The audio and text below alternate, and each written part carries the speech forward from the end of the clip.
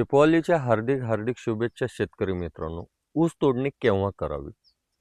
ऊस तोडणी ऊस पिकातला सर्वात महत्त्वाचा आणि शेवटचा पार्ट आहे. ऊसामध्ये साखरेची निर्मिती होण्यासाठी सरासरी थंडी येणं महत्त्वाचे असते आणि थंडी जोपर्यंत होत नाही किंवा थंडी मोठ्या प्रमाणात मिळत नाही ऊसाला, तोपर्यंत ऊसामध्ये साखर निर्मिती होत नाही आणि साखरेची निर्मिती नाही झाली तर ऊसाचं वजन कमी यायला चालू होतं किंवा ऊस परिपक्व होत नाही आणि त्याचं वजन व्यवस्थित येत नाही आहे. यासाठी सरासरी नोव्हेंबर ते डिसेंबर 15पर्यंत चांगल्या पद्धतीनं थंडी असते आणि थंडी कंप्लीट झाल्यानंतर ऊसाला बऱ्यापैकी वजन यायला चालू होतं.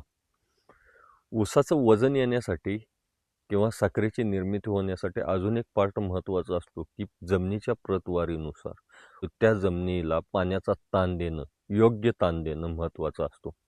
ही माहिती आवडली असली लाईक करा, शेअर करा आणि फॉलो करा.